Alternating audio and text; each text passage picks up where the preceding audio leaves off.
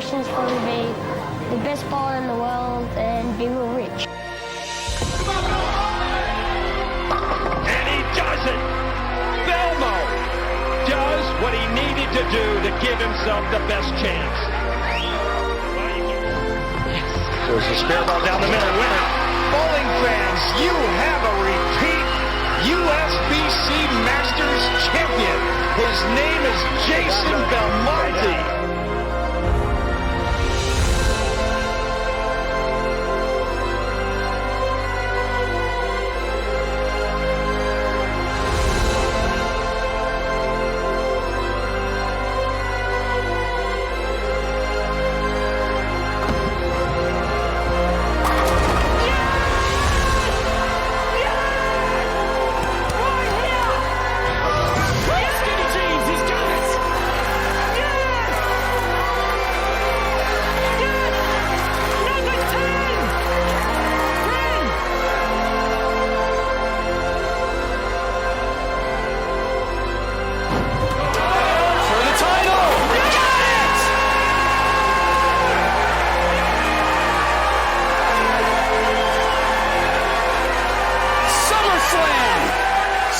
Slam!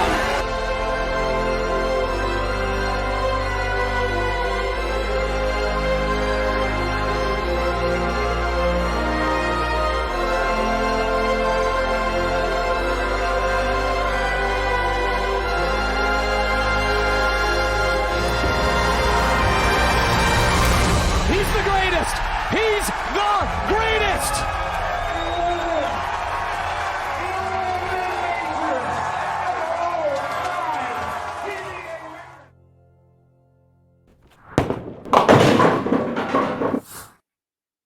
G'day guys and welcome to another volume of the BELMO Show. I appreciate everybody who's already tuned in and started typing away there in the chat. Don't be afraid to give this live stream a share to your social media.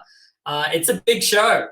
It's a big one, this one. It's the one I've probably been asked about more than any other guest. And usually it's followed, why haven't you had him on already? And that guest is William O'Neill, Bill O'Neill. He will be joining us in the set T really, really soon. And I guess the answer why is, I don't know if you follow Bill on Twitter, but you absolutely should. But he's pretty much impossible to get a hold of these days. Constantly being booked for podcasts. He doesn't really have a whole lot of time anymore to just slot him in. So I had to talk with his people.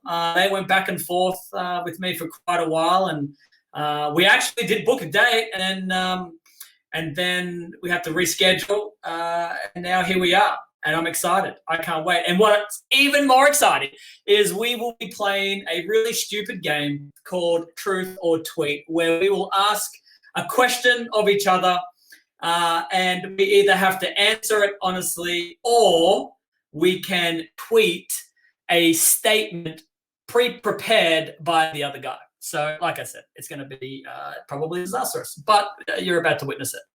In the classroom today, I'm going to teach you guys a little bit about why looking after your bowling balls is really important and how it can help give you better ball motion over time and also a little longevity to those bowling balls. And as always, I will be doing a giveaway where you guys can win some kind of BELMO stuff. So let's get going. Let's bring Billy in and head over to the set T. William, mate, how are you? Oh, yeah, I probably need to take you off mute. My bad. Yeah. I did that to Stu last week. I'm like, hey, Stewie, how are you? And he's just like blabbering away and no one could hear him. So I got it done quicker this time. I think Stu spoke for about 30 seconds before I realized he was on mute. Wait, what's going on? You probably did that on purpose to Stu, though. Actually, I didn't. But it was perfect because it allowed me that 30 seconds of like, all right, here he comes. Here comes Stu. He's about to start talking. Now you're unmuted. Yeah, mate, what's going on? Why are you whispering, Stu? I can't hear you. What's going on?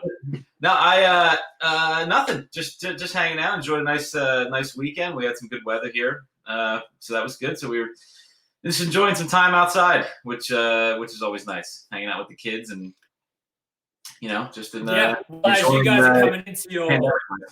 are coming into your summer, we're coming into our winter. It is blisteringly cold here right now, and I'm seeing all these images of people in the northern hemisphere going, let's go to the beach, let's work on our suntan, and it's a little cold back here in Orange. I have to come to Orange one day. How come we've never set that up? How have we not organized that?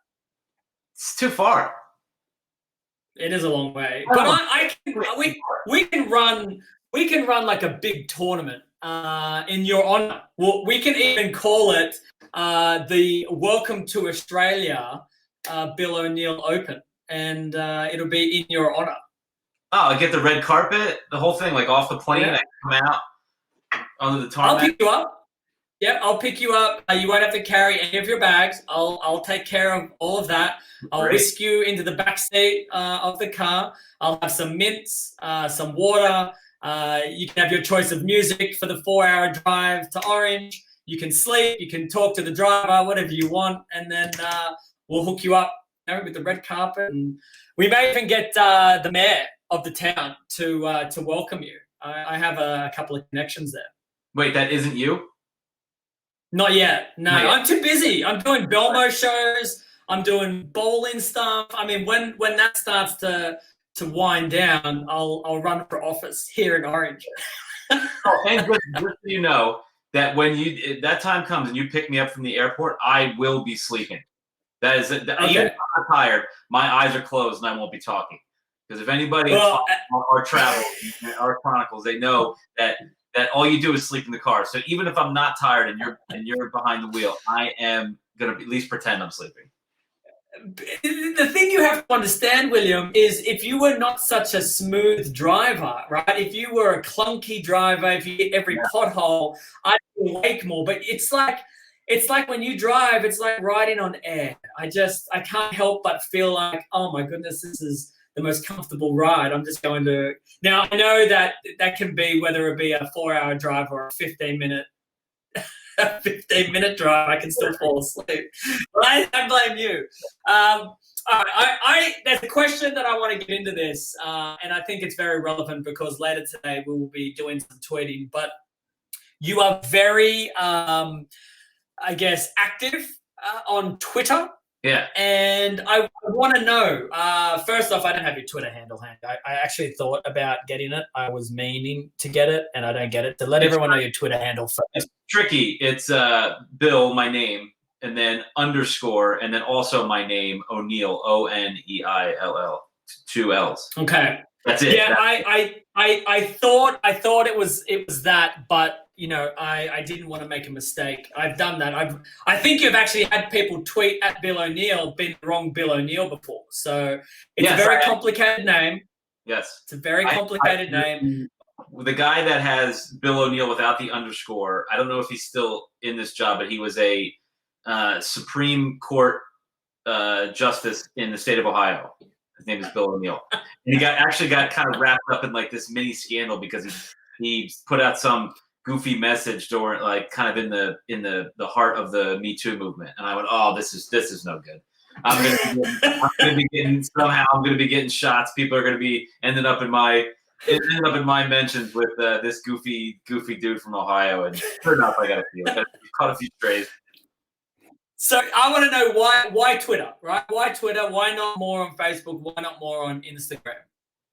I like Twitter because just for my own viewing pleasure, I like things that are funny. I like to read news, and it's all things that I can control. I know I can control who I follow. If I can turn off retweets if I don't want to hear from people that other people like, whatever. I can do all those things, and I can see it in a chronological order, which is how I want to view sports and news and things like that. Where Facebook, it's like they just shove down your throat who puts out the most content, and I don't care about who has the most stuff going on. And Instagram is just a bunch of people who want to show you via picture or video what they're doing, and I'm in it for the humor. I want to be amused, and most of the time on Instagram, there's not a lot of. There's some funny people, but all the humor is on Twitter, and mostly for me.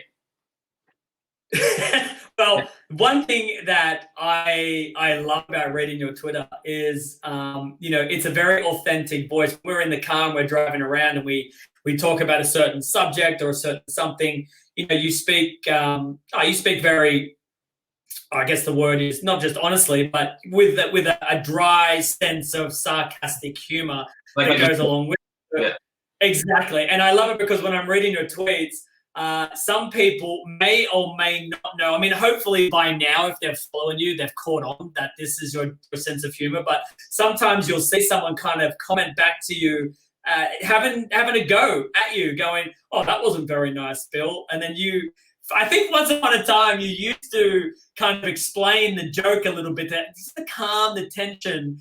And now I noticed you just kind of throw more fuel onto the fire, and it makes me, I don't know, I laugh quite a lot when I'm.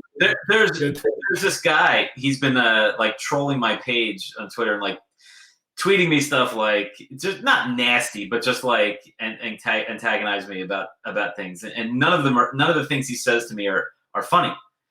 And so I just keep tweeting back at him like, buddy, like I don't care if you don't like me, but at least make me laugh. Like insult me properly. Like don't give me these like, ridiculous replies of things that they're just not funny. Like I think it was after the show last week and I said something about, not performing or something, or, hope to make it up next week or something. And he was like, "Oh, you'll need more than one show for that." And I'm like, come on, that's not even funny. Like that's not even funny. That's funny. I think that's funny. That's funny.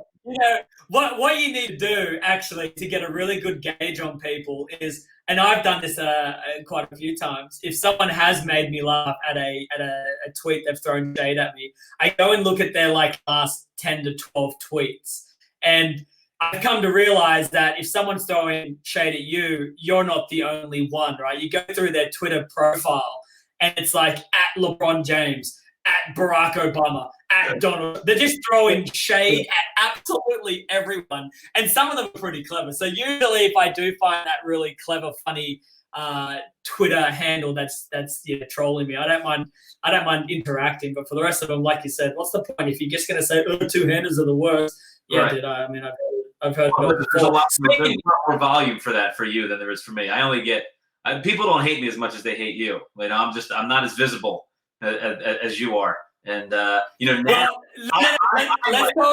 I'm like the hero and the champion of the people that hate you. Like I'm the opposite. Like people love me more because they hate you.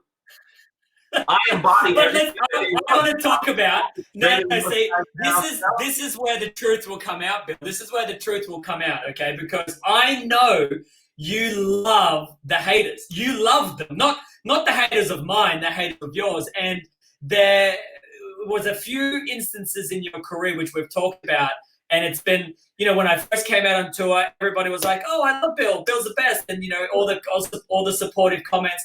And you said to me one time that you wanted the hate because then it meant you were at the top. So yeah. I think the last 2 years of your career have probably been not just your most consistent, but I think you've performed the best. So has the hate increased? And if so, are you happy about it? Yeah, no, I haven't gotten hardly any, like almost like none. It's actually kind of disappointing. I'm thinking about just doing something on TV to like where people get angry with me. I don't know, moon the camera. I don't know, something, just to like people get angry with me. But yeah, you need to do something really, really simple. Pete did the crotch chop, right? Like the simple crotch chop, and it lit a fire upon everyone that didn't like it. So you need to work out your signature move that is, I wouldn't even say the crotch chop is that controversial, but you need to come out with a controversial gesture. And trust me, you'll see it'll all come out. But speaking of the PBA shows, you were fortunate enough to be living in America while the shows aired. How did the Strike Derby go and the Clash? I think the Clash aired yesterday? Yeah, last night here, about 24 hours ago. Well, first of all, Florida compared to Pennsylvania are two wildly different places when it comes to the pandemic. Like in Pennsylvania, it's it's masks everywhere. You're not allowed to go into any store without one. Restaurants just opened up just for outside seating. No, you can't sit down anywhere in any establishment. And went to Florida, and it was like, well, the Wild West. Everybody's out doing whatever they were doing, and you had, the restaurant servers had masks on, and they had their menus that are one-time use menus, and they throw them away when you're done. But it was a wildly different experience in that way. Just being kind of. Is that just because your area had a higher volume of cases, positive cases, or do you think that's just Florida in a nutshell? Both. I think because we were close to, in the beginning, like I'm close to New York, which is kind of the epicenter of this whole thing here in the States. And so, every kind of trickled down to this area, and it became, enough of a hot spot to shut things down. And then, Florida was just kind of doing their own thing, I guess. And now, it's spiking there now. So maybe they're not going about it. Maybe you have it. Maybe you have it. Have you been tested? I haven't been tested. Maybe I should. Yeah, you look a little sweaty, and you look like you've got a bit of a sore throat. So it's probably best. Wait, is sore throat a symptom? I don't know. I'm just trying to say a symptom that you can't see. If I get tested and I come back positive, you're gonna feel real bad about this. Oh, why? So I can be like, listen, you put yourself in harm's way, all right? I won't be feeling bad about anything. Okay, you come from a place where it's so much more strict with the pandemic rules and everything. When you were in Florida, was there a sense of, well, I'm going to continue to do what I do where I live because, well, that's where I've been spending the last 2.5, 3 months? Or did you kind of join into the wild, wild west and anything goes? So I did. I was, I would wear my mask whenever I would go to Starbucks in the morning, and I would get takeout. I wouldn't sit in there. I just get it and go. And, I did have 2 meals at a restaurant, a place called Yard House, which I think you've been to. Is massive, massive restaurant. So everybody's spread out in there. So that was one good thing. It's such a big place that everybody could be spread out. And that was the only place I went. But yeah, I ate, it felt weird to eat a meal at a restaurant. At a restaurant. Yeah. Australia's just opening. We're just opening everything up as well. So Bolin says, actually, this weekend, Mum and Dad were able to open. Well, it's still your weekend there, so it's Monday here. So last weekend for us, we were able to open. We were allowed 100 people in the building, restaurants, pubs, casinos, clubs, all those types of things with limitations on space.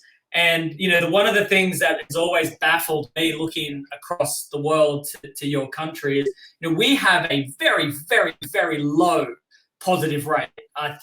We have an app that tells us exactly, and I could actually probably find that information out so I'm not quoting wrong numbers. But last time I looked at the app, we had nationally less than 10 cases. And all of those cases were from international travelers that had come home, which were then immediately put into a hotel room for quarantine for 10 days. And we were locked down. Bowling centers were closed, everything was closed. And that was it's funny. That's the frustrating part, because we see high volume of positive cases around the world where things, are opening or aren't necessarily closed to the like we were, doors shut up. And then my parents would be like, we've got less than 10 cases now. All of them are quarantined, and we're still shut down. And I guess that's the hard part when it comes to a transmittable virus, is you've just got to take every precaution because you just don't know what's going to happen. Now, how was the bowling center business when you guys did open up? Were people hesitant to come in, or what was it like? Packed. Really? We were booked out from the time we opened till I think like just around lunchtime. It quietened down a little bit. It's ramped straight back up after lunch, and then again a little quieter when dinner was coming around, and then the evening was booked out as well. Now my parents, we've done a lot of marketing and advertising here in town. We've taken every precaution possible, and you've met my mum and dad, and you know they take this stuff and their business very seriously. So we have sanitizers. We've marked off areas where you can't sit. We've done a massive 3-month renovation / sanitization of the entire facility, and we made it very clear to the Orange people, to the people from Orange. Well, I mean, if there was any Orange person, they were allowed in as well, as long as they sanitize their hand. But we made it pretty clear that if you come here, you're not going to be getting, any dirt on your hands at all. So we even have a rule which, as soon as people use the equipment, they leave everything in the pair of lanes that they were at. We have a staff member come down with like a little kit and just literally, like, I called it the Dexter approach, from the TV show Dexter. After he murders someone, he just wipes it all down and cleans it all up. So it was literally like that. This guy had his suit on, little mask, had his little bag, came in, wiped all the evidence clear, and then we put another grip on the pair of lanes. And it worked pretty well, I have to say. And I'm gonna go out on a limb here and say that you're the only person that compared pandemic cleanup to a serial killer television show. Yeah, well, that's the level of detail my parents have gone into in making sure their building is sanitized. If Dexter murdered someone there, it would be as clean as my parents finished it off. So I don't know. I see it all happening over there, and it baffles me as to if we did that here. I wonder why it didn't quite go the same way in the US. And I don't know, it's just a bit hard to wrap my head around it. I'll explain it to you offline. Okay. So we talk about how we can fix bowling, and there's one very specific rule that I want to get into that you are vocal about, passionate about. Yeah, I'm ready. Yeah, and you've actually convinced me. So the foul line rule, you don't like the foul line. Talk to me. I hate it. Now, before we get into do you think there should be a line somewhere else? Yes. Okay. Before we even get into this, I have to give proper credit to the person who came up with a much better rationalization for this, and that's Tom Doherty. So he's the one. Mine just was from anger, and I said, "This is stupid. Why do we keep doing this?" It's the only thing I can think of in sports where if you break the rule, it's a detriment. Like you slip and fall in the lane. How is that a pot? Like, what am I gaining here if I go over this line? Right. Obviously, you need to have the line, and you have to have the buzzer for open play because people don't even know that there's oil in the lane. We're not talking about that. I'm talking about tournament play. I think it's ridiculous. And so Tom, not only is it a detriment. Before you get going, but not only is it a detriment, if you do it after a strike and you happen to big four, it now becomes a positive. So was Doherty's point, is that it's all depending on what your score is, what your frame looks like, and the shots you've thrown before, what the penalty is. So it can go from being catastrophic if you're on a double and you foul, or if it's on an open and you've left a split, it actually helps you. So the penalty of what is a foul, it doesn't make sense for anything that we're doing in the game, which actually leads to another point about why our scoring system's bad. But I'm sure we're not ready for that one yet. That's baby steps, William. Baby steps. All right. But I was, and I want everyone to know, I was against the idea of it. I was like, well, you've got to have a line somewhere. Otherwise, what's stopping people from walking halfway down the lane? And you made another point, and you said, all right, I'll let you bowl, and you can walk all the way to the arrows. And I will bowl from behind the foul line, and you tell me if you think it's easier or harder to bowl at the arrows or from behind the foul line. As soon as you said that, I'm like, oh, crap, he's right. I mean, I think even if I walk down, literally walk all the way down to the masking unit, I don't think it's easier. I don't think it's easier to get a strike. I just don't. I think it's harder. I've tried it. Like when Hugo's ball gets stuck or Sylvie's ball gets stuck and you're like, all right, I'll walk down there. You walk down and you push it in. You don't get strikes every single time you do that. So I turn the corner. I'm like, you know what? Let's just have a line there so you don't walk past it. But remove the foul line from existence. Yeah, and look, no one will care. Full disclosure, this comes from, a place of selfishness. Because obviously at some points I've fouled and it's hurt me, and I've thought, well, this is stupid. This shouldn't have affected me.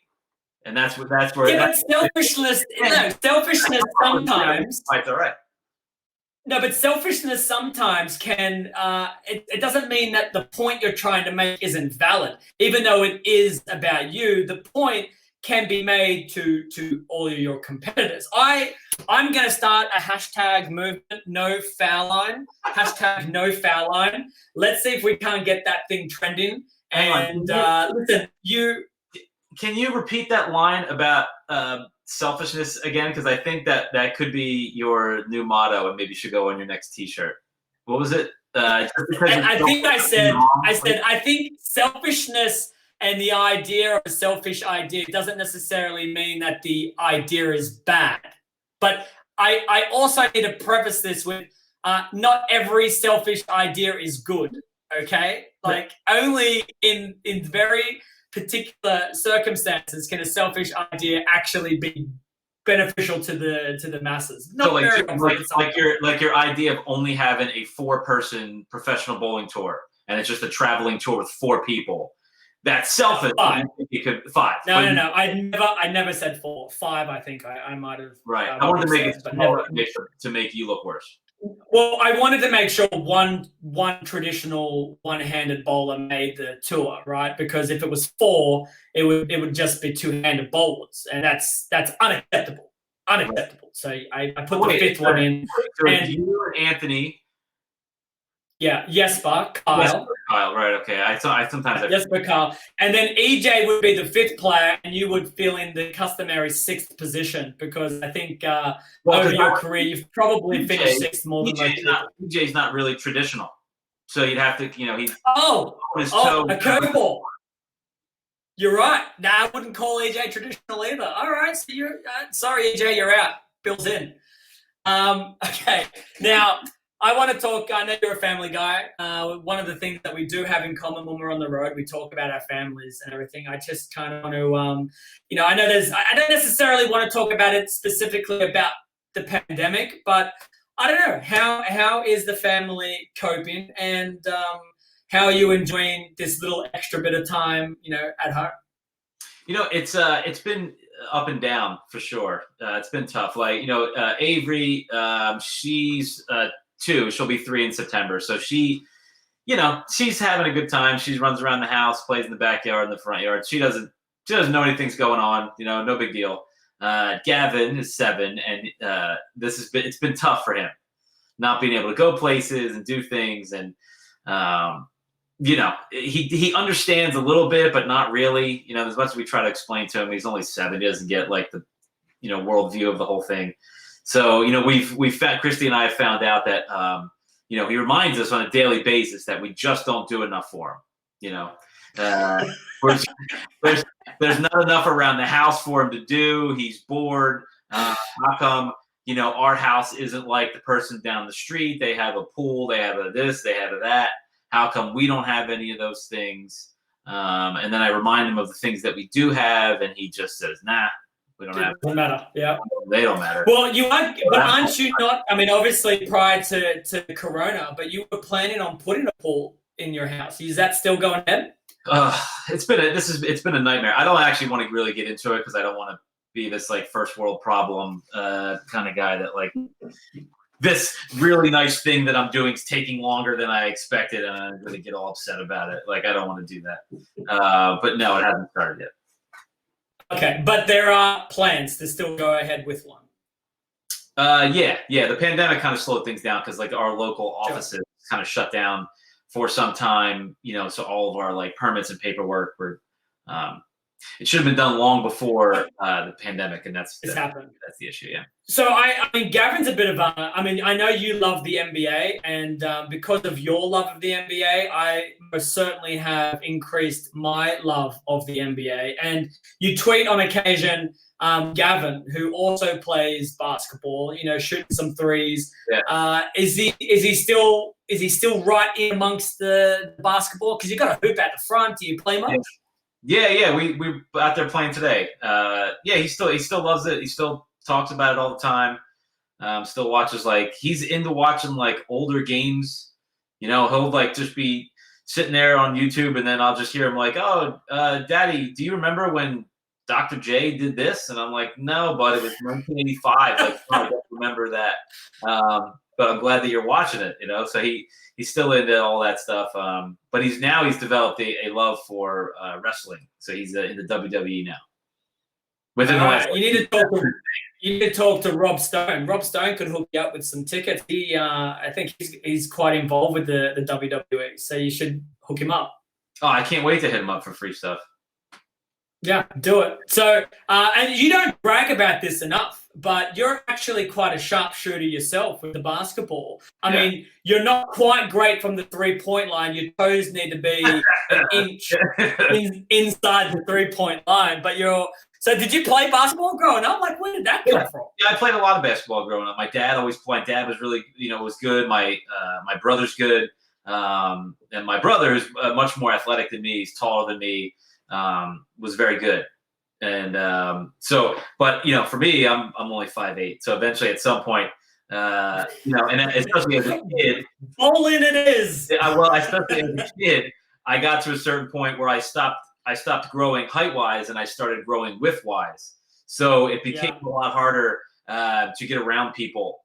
And then, so my game would have been more of in the paint and rebounding and bullying people, but they were all taller than me. If 5'8" doesn't work, 5'8" doesn't work.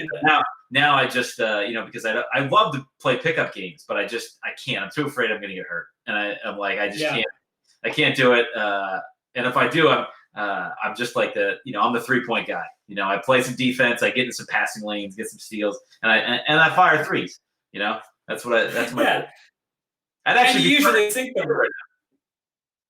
I actually thought it was really cool. I mean, you're a huge Philadelphia sports fan in general, but obviously with the 76ers and your love of basketball. And you recently went on a podcast with they're the number one 76ers podcast in Philadelphia.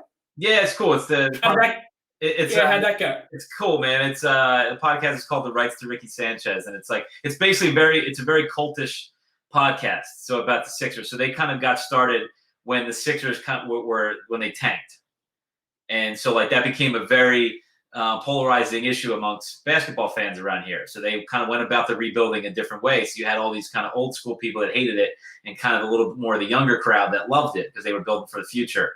So that's when they started love that whole thing. And so everybody that kind of listens to their show, was really into all those guys. And, Embiid is he's the king of the process. So he's their guy. And so one of the guys that's on that show also is the program director for the biggest sports talk station in the city.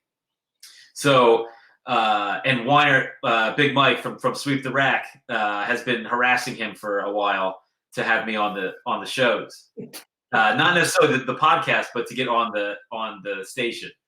So just thought he's been following me for a little while on Twitter. So we just tweeted back and forth a couple times, and he's like, you know what, let's have you on. This will be cool. We're in a pandemic. There's no basketball. Let's talk about some other things. And so I went on. We had a good time, and they donated some money to their charity that they're affiliated with, and they're really cool. They want to do it. They said they want to get a bus trip together to come up and watch us bowl in Maine, or maybe some other events. So that'd be cool. Yeah, I had a good listen to the podcast because it's always I find it really interesting when I'm listening to a professional bowler on a podcast or some form of media talking to very professional or at least very experienced podcasters or TV personnel, about bowling, right? I'm just curious, how does this all translate? And I was really impressed, not just obviously, the way you handled yourself, but they took a serious liking to the game of bowling, like listening to the way they were talking. And I don't know, I just wanted to give you a props and thumbs up and well done. Yeah, not easy. I thought I like doing those things with non-bowlers because it is a different perspective on the game. And it's like a way that things that we need to do to educate people about what our game is and what we do. And so the question that he asked me that I was hoping that he asked was, he's like, hey, I was talking with a guy at work, and we were talking about bowling and how once you get to a certain point, you obviously should be able to stay there for a while, right? Because everything is constant and nothing changes. And I'm like, hey, thanks for asking that, because no. Yeah. And let me explain why. Is there any discussion about, I don't know, doing the podcast again at a later date? Were they pretty keen to have you on there? They seem like they said they had good feedback on their next show. They said they had a bunch of really good feedback from it. But obviously once they start getting into basketball stuff, normally they don't have guests on. They do a lot of stuff. They do 2 episodes a week, so they do like 2 hours for the week, and they talk about the Sixers. They talk about basketball in general, and then they kind of they kind of get off. But in the off season, well, let's have guests on. Let's get everyone watching right now to spread the word and hit that. Go to Bill's Twitter page, find the link when he was live with the boys, and let's get people, again, bombarding them with, we want Bill again, and see it was kind of get you on. It was a couple days. The timing was great because they had me on right before we did the Strike Derby. Oh, perfect. Yeah, and that's right, because you donated, was it Coding for Kids or Code for Kids? Coded by Kids, yeah. It's a charity that helps people from underrepresented communities in the tech world kind of get into tech entrepreneurship and learning about coding and all things that I have no idea about. But it's a good. How good's that? Huh? What's that? That's awesome. How good's that? I can't remember. You gave quite a bit of money away. Do you think that the break? I know the Strike Derby was a very different type of bowling. The really quick fire, 2 minutes of shots, but then you played the Clash there afterwards, which was more best ball, and then you came into the title match with Sean. Do you think, how sharp were you? Like, did you feel like physically on the lanes you're like, whoa, I'm way off, and even though you had some good performances, did you still feel like you needed some work, or you felt pretty good coming back? I felt all right, surprisingly. Obviously not as sharp as I was when I left the World Series, but for not bowling that amount of time, I felt all right. And the first couple of days I only bowled like 3 times before I went down there. And I felt fine. I was like, this is not bad. I could actually I didn't know what to expect. That's the longest I've ever had to take off from the game. And I didn't know what to expect when I came back. And everything felt pretty good. I mean, the Strike Derby was tough. That's not something that I think lends itself to my type of style, and especially the way that I kept trying to play the lanes.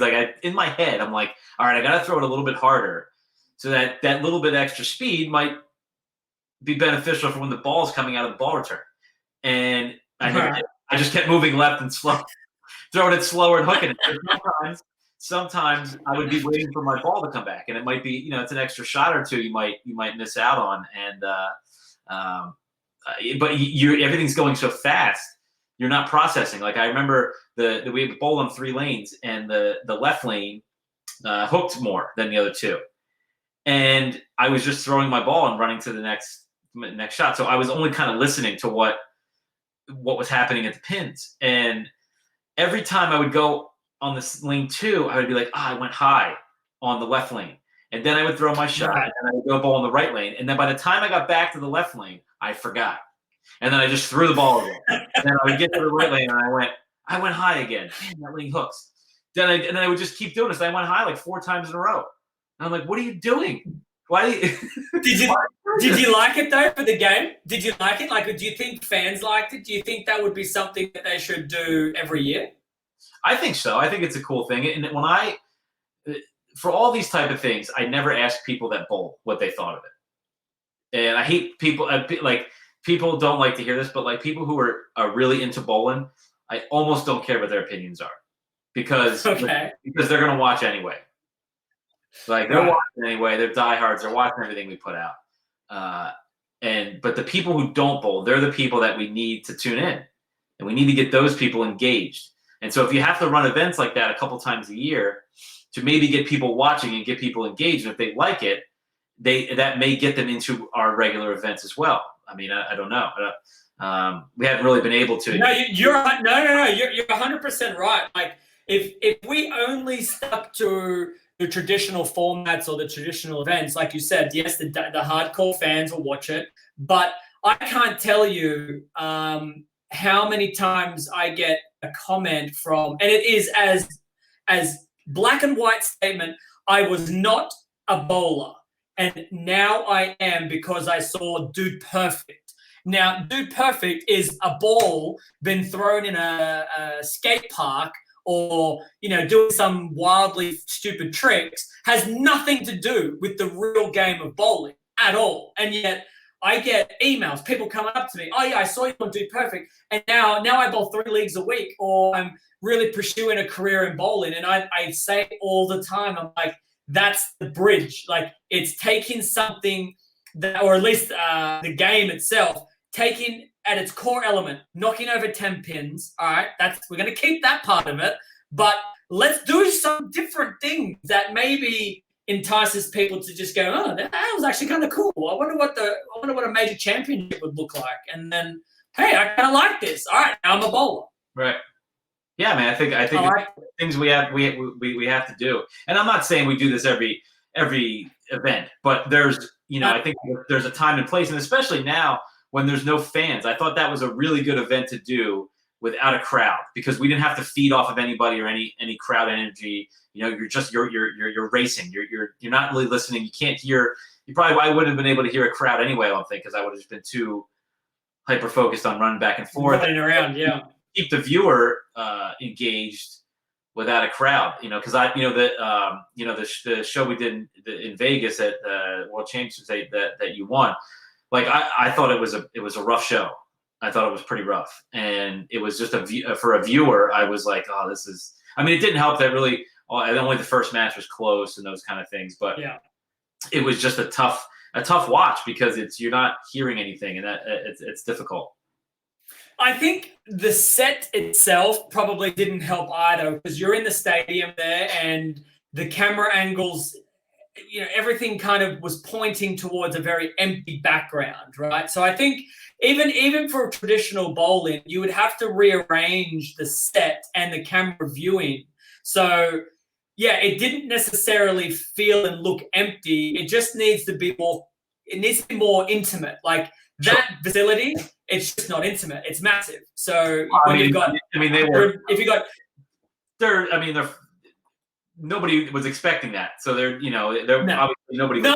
I'm not blaming anyone. No. That's right. It kind of happened. I'm just saying, if you had a facility that large, even if you had a crowd of 500 people in there, it still doesn't look full, right? It still looks quite sparse. So we would just have to probably rearrange the sets on what it could look like without fans. But I think having bowling back on TV was great. I thought your performances, the strike derby was what it was, but I thought you bowled well in the clash.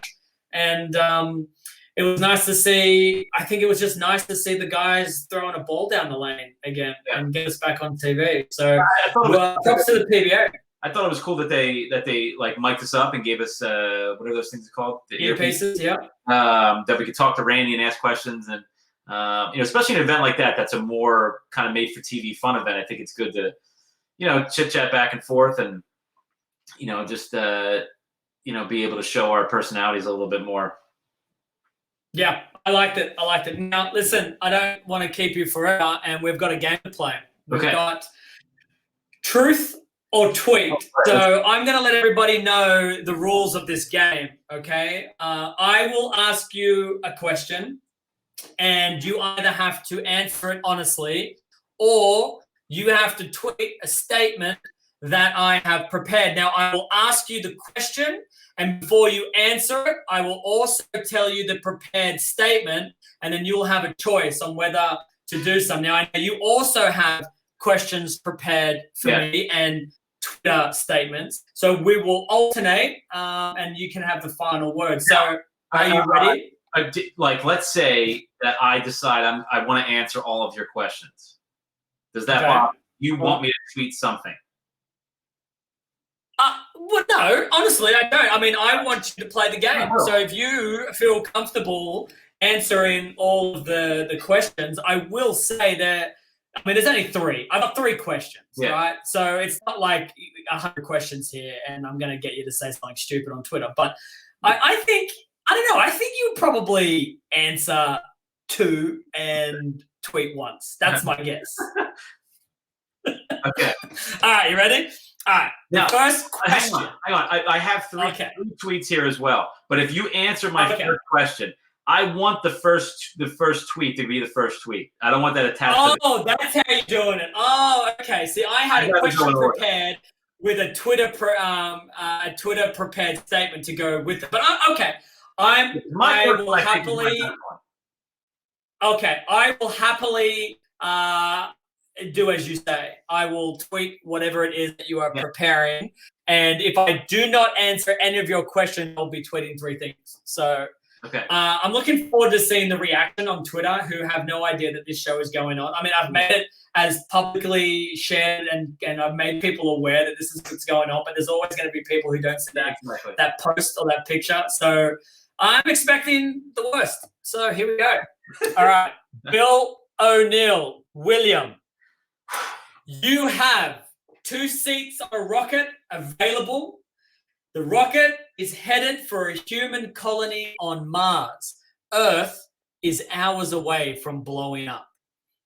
Who do you take of your wife and 2 children? You also cannot sacrifice yourself because you are the only one who knows how to fly the rocket. So you either take 2 people and yourself, or you can all die, which I don't think you'd want either. Right. That's the question. The tweet, if you aren't prepared to answer that, is the GOAT of bowling is unquestionably, undeniably at J Belmo.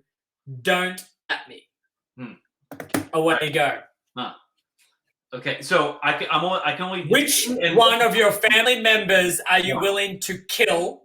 Yeah, one of them. One of them you have to be prepared to leave on Earth because Earth is about to blow up, and you can save the other 2. I'm taking 2 of them with me. Yeah, but you have your wife and 2 kids, so you got 3 people, but only 2 seats available. All right. Gavin's coming with me. That's one. He's coming with me.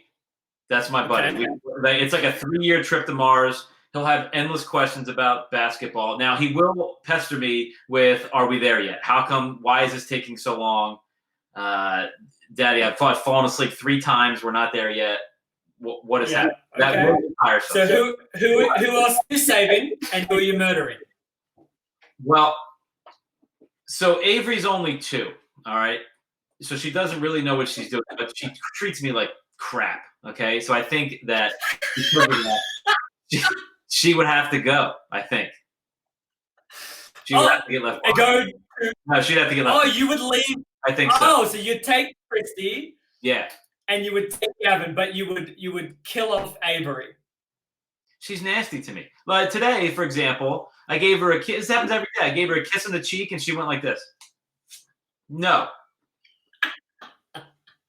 To be fair, I think I've seen Christy do the same thing. She's not going to Mars. All right. I just think it's amazing that you would rather kill off Avery than to tweet out that I'm the greatest bowler of all time. Well, here's why. Here's the logic in your question. Christy's old enough to watch this, and she's probably watching right now. Gavin is certainly old enough to understand what's happening. Avery isn't. She's not going to go. She's not going to go back years later. I can't wait till Avery eventually gets an email address and I copy and paste the link and I highlight this timestamp and just say, like in the headline, just to let you know what your father thinks of you when you were 2. Well, she'll be like 12, right, or something, and she'll be like, "But Daddy, I love you. Why would you do that? And I said, well, that's a long time ago, honey. You were a different person when you were. If the question was asked now, I'd take you and Mom. All right, I wouldn't have to get behind. I would leave your mother. She would stay. Don't worry. All right, fire your first question off of me. All right. Let's do it. Okay. One of these 5 things is your biggest vice. Now, there might be more, but at least one of them is your biggest vice. Which one is it? Okay. You're a pathological liar. You're a degenerate gambler. Okay. You over snack. You're an over snacker. You smoke cigarettes, or you're an alcoholic. And if you don't want to answer that, you have to tweet this. When my daughters grow up, I would be lucky if they married someone half as good as Bill O'Neill.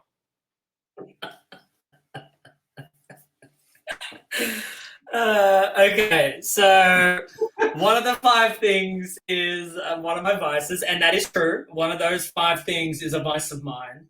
And notice how I didn't put being selfish as one, because that would have been too easy.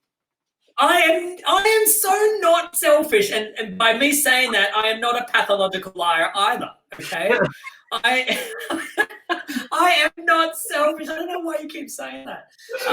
Okay. I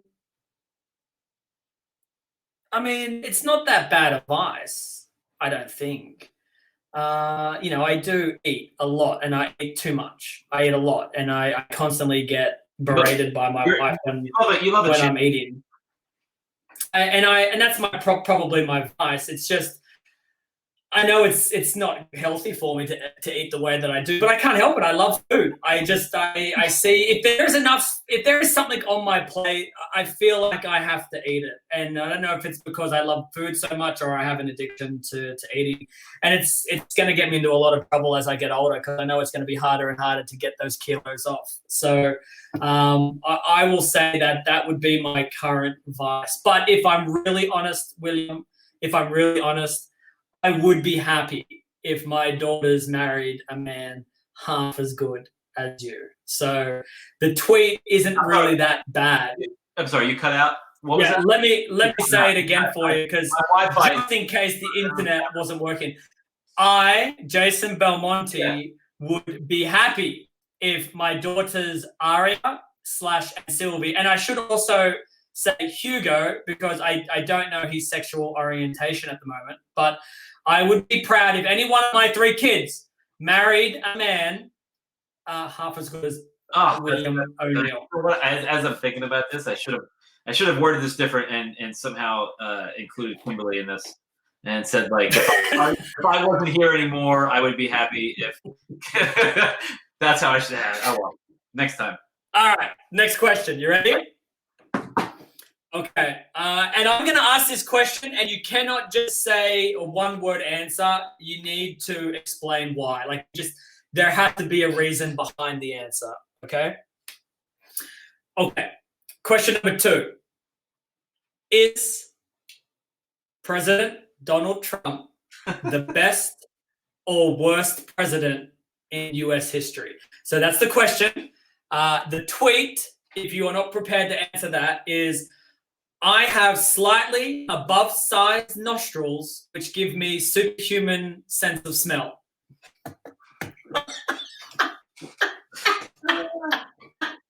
Yeah, see, the first part of that tweet is true, but I don't know if the second part necessarily is.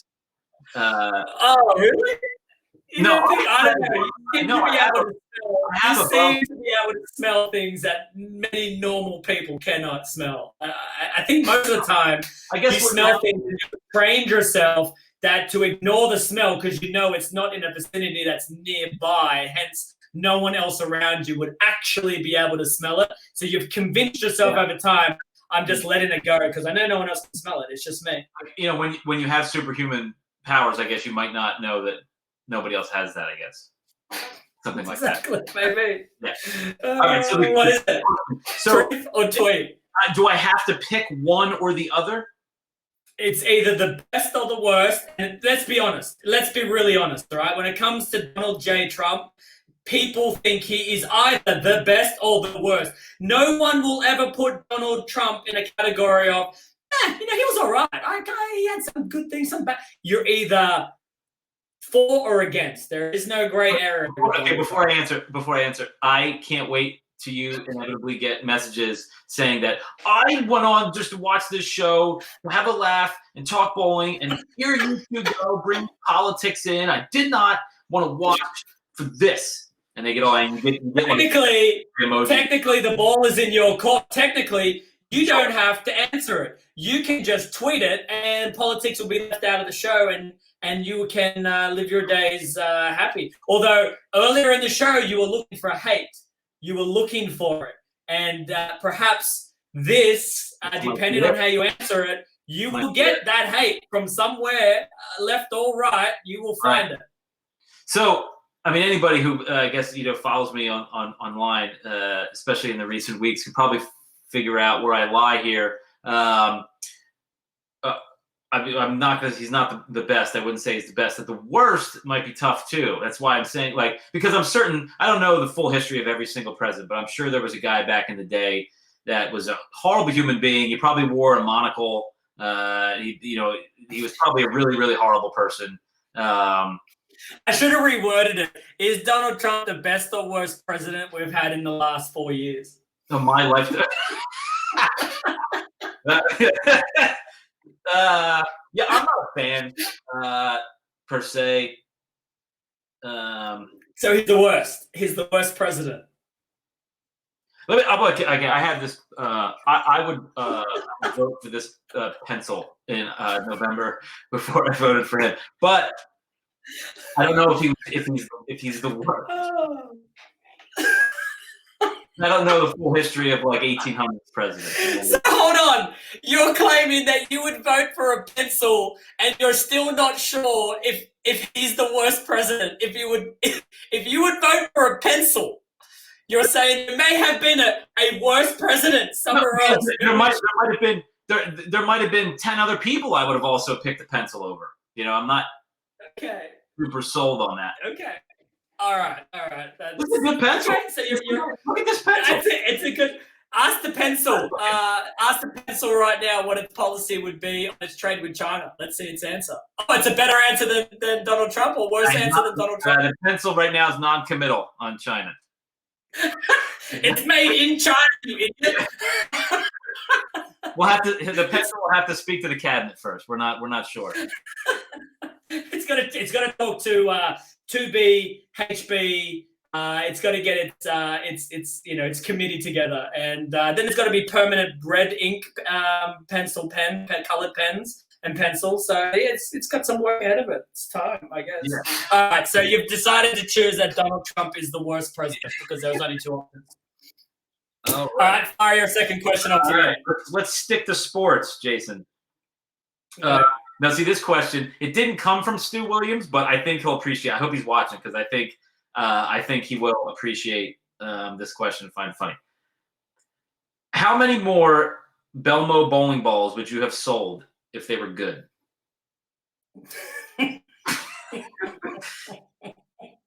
That's the question. And the tweet is, I've been thinking about retiring, but then I realized I wouldn't get to come to the USA anymore.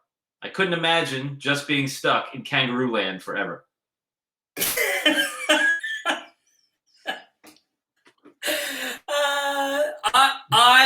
I want to start by saying Storm bowling balls make the best bowling balls in the world.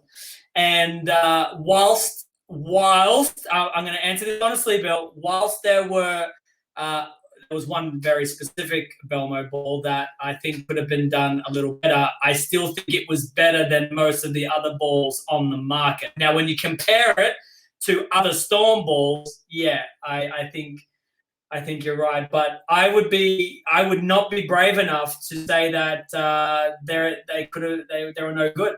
I think they were all good. So I will tweet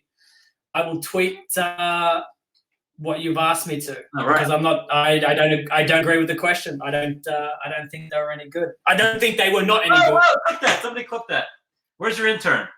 You didn't think yeah, out of context. Out of context, I misspoke. All right, question number 3. I think you'll answer this one. So I think we're going to go 0 for 3. I actually didn't think you were going to answer the Christy, Avery, and Gavin one. I thought most fathers have unconditional love for their children. I think you know, I don't know, most husbands love their wives to do everything in their power to survive them. I didn't think you were going to answer that one, but you screwed me on that one. Okay, so my third question is, would you support a movement by the PBA to ban two-handed bowling? If yes/no, please explain. If you're not prepared to answer that question, would you then please tweet, I am certain that I could do Rob Stone's, Randy Peterson's, and Kimberly Pressler's job on the PBA tour better all by myself at the same time every single show? There's no way that I'm tweeting that because of the people who would be just reading Twitter and not sure what we were doing. Randy Peterson, Rob Stone, Randy Peterson, and Kimberly would also. Rob wouldn't care. Randy would be very upset with me, and I would get nasty messages about it. So I am not going to do that to Randy because I'm sure he's not up on what it is that we're doing right now. So that isn't happening. So I will answer the question. Well, so selfishly, yeah, I would probably, I would support that. I would, tick up in the rankings a little bit. Let me finish. Don't interrupt. Okay. So selfishly, yes, all the people that are in junior gold and in college that are really good two-handers, they would have no avenue. But no, my answer is no.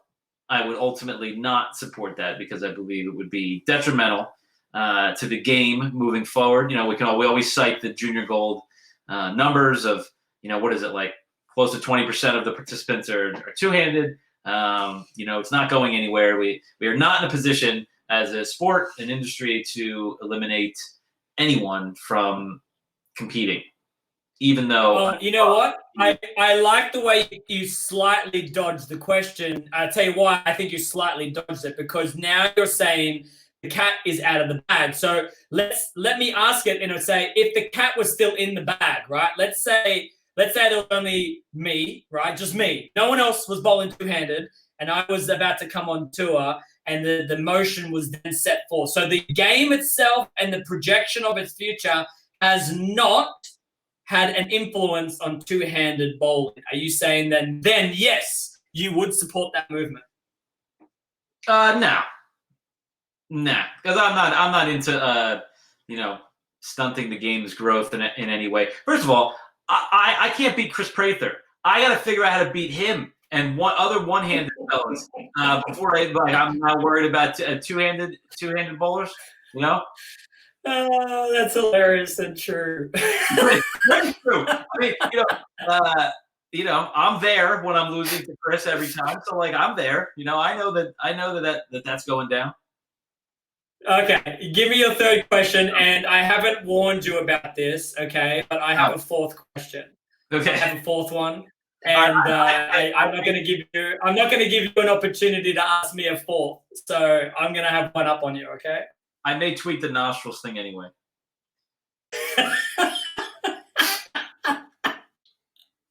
My last question is: can you name 5 penalties in American football?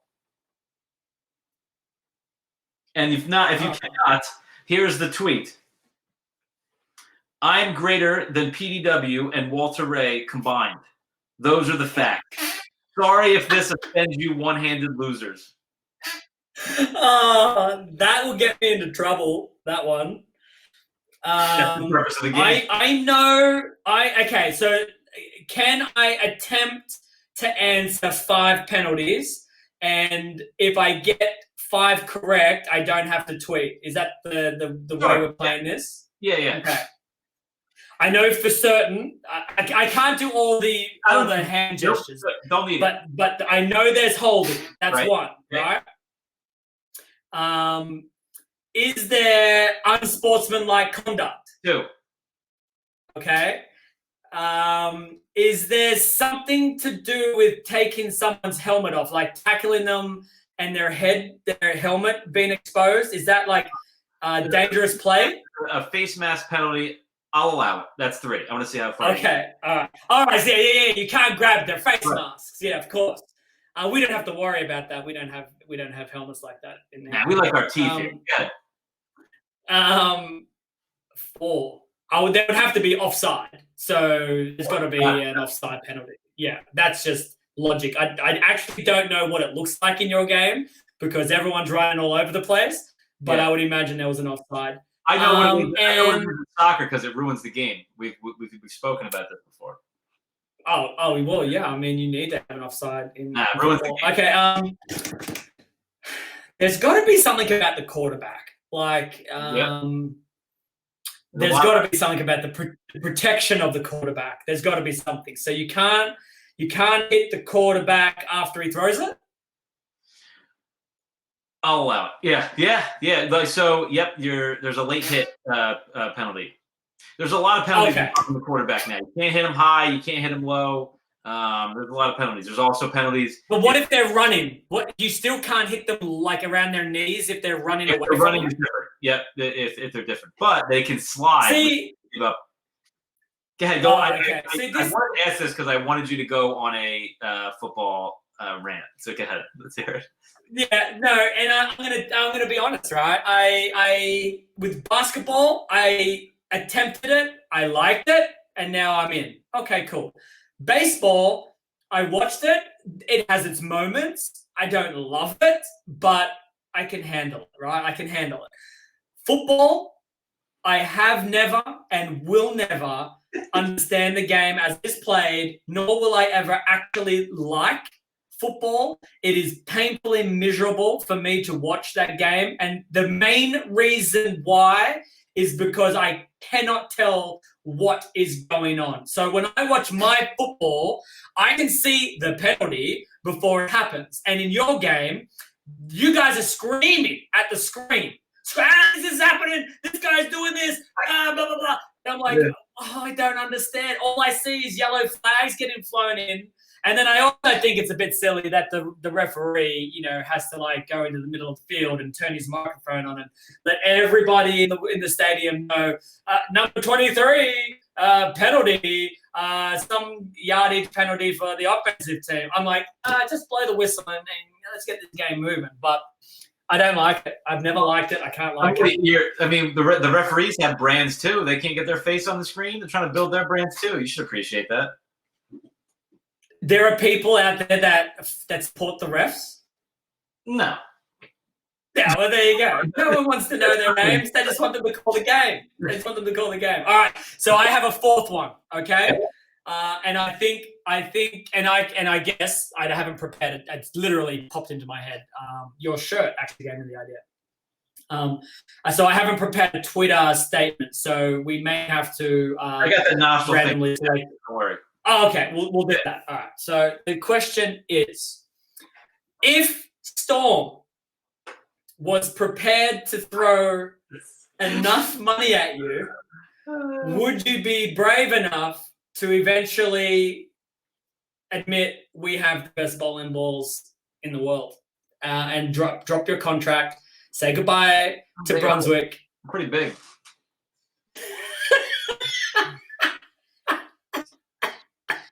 I can't remember off the top of my head. Something about having above sized. Hold on, I gotta tweet something. Are you already tweeting? You're already tweeting it. Where is it? Oh, this is hilarious.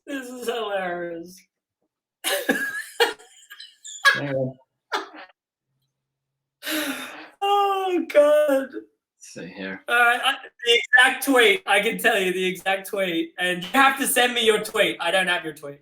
I have slightly above-sized nostrils, which give me superhuman sense of smell. And I am... They give me superhuman Yeah, they give me. They give me. Where did I put it? They give me superhuman sense of smell. Smell. I have slightly above average size nostrils that give me a superhuman sense of smell. Oh, all right. And can you copy and paste whatever I was supposed to tweet about not answering the thing, and I'll do that now. I'm also Which one was it? Which one do you want here? I'm just trying to get positive feedback. I wasn't prepared to answer which one of my bowling balls was no good. Yeah, but I want the daughters thing out there. That's a good one. Oh, okay. All right. Yeah, we're gonna do that one. I'm also retweeting with never a truer tweet made by anyone. Never a truer tweet made by anyone. All right, it's out there. If you want to go and see the nightmare unfold on Twitter, Bill_O'Neill, ONEILL. And you can follow me on Twitter as well, which is at @JBelmo. All right, so I'm copying yours now, and I'm tweeting it. That's hilarious. Delete. Go back. All right, make my tweet. Paste. Tweet. Done. It's out there. That's where the haters can find me. That's where the haters can find me. The Bill_Twitter. We can talk about pencil. Bill_O'Neill, and that's where Bill will happily interact with you as a hater, provided you are clever and witty enough to make him laugh. Yeah. See now, but you gave everybody the nostril thing. If somebody would have came at me with that before, now it's a thumbs up. I might even follow you now because. Well, no, at least now they have an understanding. All right, I can't just tweet whatever. I gotta think about this. I gotta structure it. I gotta build it. I gotta really find that humor in the tweet. So I'm looking forward to seeing what all your haters have to say. William, you've given me more time than I was expecting. I really appreciate it, mate. I love you. I'm looking forward to getting back to the PBA tour so we can get back to some normality and we can enjoy doing what we do for a living again. I miss it. I'm sure you miss it too. Yeah. So thanks for your time. Say hi to Christy and Gavin. Don't worry about Avery. I realize she's meaningless to you. So don't worry about saying hi to her. I know. Yeah, you just say anyway. And I will. All right, man. Thanks for your time. I really appreciate it. See you. Bye. All right, ladies and gentlemen. William O'Neill, truth or tweet? Type in the comments what you thought. I mean, I had goals and plans to go through the Twitter feed, the comment feed, and kind of, I don't know, maybe pull a random question out from nowhere, but I just couldn't. I was too enthralled. I hope you guys really enjoyed the show with Bill. It's not over just yet. We do have a few more segments, but I just want to say follow Bill_O'Neill on Twitter. I promise you he's a lot of laughs. He's open and he's honest and he communicates with his fans pretty regularly on Twitter. So go do that. William, thank you for your time again. Now let's head over to the classroom.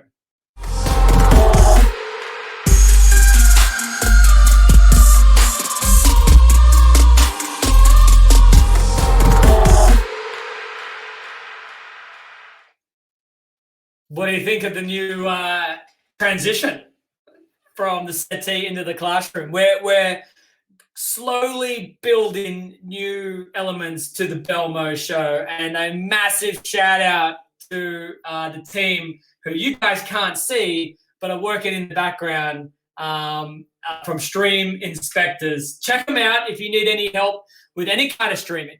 You'll love them. Anyway, the classroom powered by Storm, and today I'm going to talk to you a little bit about what it means and why we need to be looking after our equipment before and after use. And a lot of people, I cannot stress this enough, are lazy. That's ultimate truth, right? There is products on the market. Storm in particular makes some of the best materials to put on your equipment, not just to change the surface of the bowling ball if you're looking for polish to create a different ball motion, but a lot of cleaning additives that you don't have to use with a spinner. You can do it all by hand and a towel. And the reason why you want to do that is because what people don't know about a bowling ball is at a microscopic level, it is not smooth. It appears smooth to us. It looks smooth, but it's actually not. And the best way to describe it is on the very, very, very outside of the bowling ball. Again, at a microscopic level, we have peaks and valleys. And these act like little, like the snow chain tires that you would put on your tires in the snow. That is exactly what these peaks and valleys do, is because they are sharp points and valleys as the ball is rolling, those peaks and valleys are gripping the lane. So that's why when you buy a bowling ball straight off the pro shop window and go and throw it, that bowling ball has its peaks and its valleys at its absolute premium. Now, as you bowl, oil will get absorbed into the valleys. So as the valley is filled up with oil and dirt and just crap that goes down the lane or in the back of the ball return or even up the ball return, those peaks and valleys are filling up with all sorts of stuff. And that means that as that valley is filled with stuff, the peak in between the valley is no longer as deep. So as the ball is trying to grab the lane, there's less teeth in the cover stock. Now, a simple cleaning material, and like I said, stormbowling.com have the best cleaners in the world. You use that after every use and you clean out the muck inside of those valleys. So what is that going to do? Well, first, you're going to keep your bowling ball reacting closer to new than you would if you didn't. The second thing is, as you go, every single time you go bowling and you see your bowling ball and it starts to lose its ball reaction because of its wear and tear, you need to properly clean it so you get a longer lifespan from that bowling ball. Now, not always is having the bowling ball react less bad, but for the most part, you want your bowling ball to hook at its maximum potential, give you the best angle of entry into the pocket. And I talk to, this is not an exaggeration, 98% of the bowlers around the world do not clean their bowling balls. They use them, they throw them in their bag, they put them in the back of the car, and away they go. So talk to your pro shop operators, ask them what kind of cleaning materials they have in stock, buy yourself some cleaning materials. You will see a very vast difference in ball motion once cleaned. And obviously, you want your bowling balls to last as long as possible. As much as Storm and I want you guys bowling balls all the time, buying balls all the time, the truth of the matter is, we at Storm want you to love your equipment and we want you to get every single strike possible with that bowling ball. In order to do that, you have to maintain it. So if you haven't cleaned your bowling balls in a while, do it. And I'm pretty sure you're going to see a very stark difference in ball motion the very first time you clean it. That's the classroom for today. Thank you to my friends at Storm for powering the classroom. Let's get on with the next segment.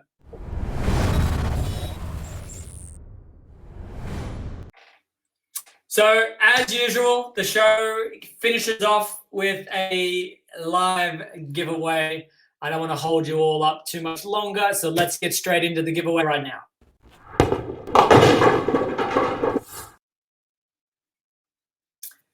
Today, in order to win, you don't have to type in !raffle anymore. If you're new to the channel, that's what we used to have to do. Now, all you have to do is type in www.jasonbelmonte.com. That is my website address.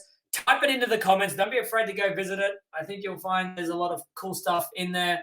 I will say that we are having a lot of difficulty communicating with YouTube users after we select them to win. So if you would like to win, type in www.jasonbelmonte.com and an email address that we can contact you on. Let's spin that wheel and let's see what I'm giving away today. We have either a autograph card, we have a BELMO hat, we have some BELMO socks, or we have a personalized video shout out. So whenever this wheel stops,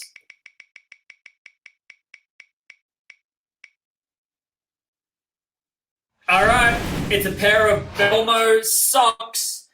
That is what the winner today will get. I'll post them in the mail later today. So type in my email address, no, my website address and your email address. Okay, I can see people in the comments posting I raffle, exclamation point raffle. No, I'm not doing that. I'm doing my website, jasonbelmonte.com, in the chat. If you do that in the next 10 seconds, you will have a chance to win a pair of BELMO socks. I'll send them directly to you. So don't be afraid to put your email address in there as well so we can contact you and get your details so I can send them off in the mail. All right, the giveaway is closed.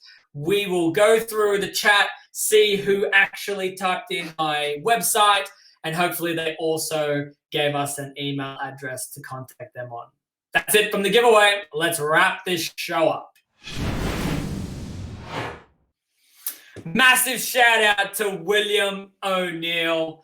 I can't thank him enough. I felt like that was a really great show. I had a lot of fun talking to him. And if you can imagine the interaction that we had here online, that is literally every interaction that we have in the car. I certainly enjoy my time on tour more because I'm traveling with William. So massive shout out to him for joining us. I also don't want to go too far away. I want to thank the sponsors. So let's run through some of those sponsors right now. Stream Inspectors, I gave them a bit of a plug 5 seconds ago, but honestly, if you guys are interested in streaming and you just want more information, contact the guys at Stream Inspectors. They are awesome. Stormbowling.com. Check it out. Find those cleaners to clean your bowling balls. Buy some new bowling balls if you need some. Now that we're coming back to the game, it'd be nice to get something new in your hands. Vice grips, the only grips I put in my bowling balls. They help me with the control, they help me with the grip, and they help me prevent injury to my fingers.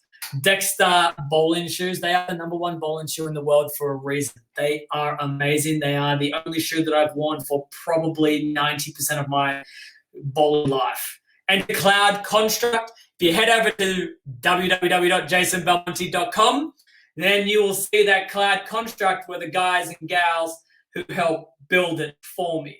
So if you're interested in a website, you're looking to develop a new website, hit them up.